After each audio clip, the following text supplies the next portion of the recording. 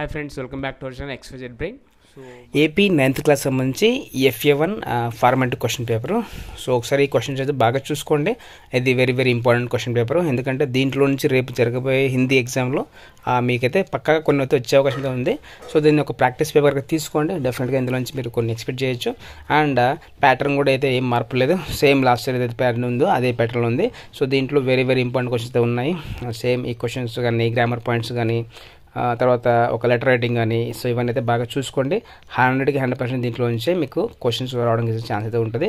And bit పేపర్ని ఎక్కువ practice చేయండి. డెఫినెట్గా మీకు దాంట్లో నుంచి ఎక్స్పెక్ట్ చేయొచ్చు. అండ్ ఇవన్నీ మీకు ఆన్సర్స్ ఎక్కడ దొరుకుతాయంటే వర్క్ బుక్లో ఉన్నాయి. సో ఆల్రెడీ మీకు సిలబస్ పెట్టాను. ఆల్రెడీ మీకు ఆ సిలబస్ ఒకసారి చెక్ చేసుకోండి. So according to the syllabus మీకు ఏ క్వశ్చన్స్ ఉన్నాయి ఏంటి, అండ్ ఆ క్వశ్చన్స్కి సంబంధించి గ్రామర్ పాయింట్స్ కూడా మీకు లెసన్ బ్యాక్ సైడ్ అయితే అవైలబుల్గా ఉంటాయి. సో అవన్నీ అయితే చూసుకోండి, స్క్రోల్ డౌన్ చేసుకోండి, లైట్గా పాస్ చేసి ఒకసారి క్వశ్చన్ అయితే బాగా చూసుకొని ప్రాక్టీస్ చేయండి.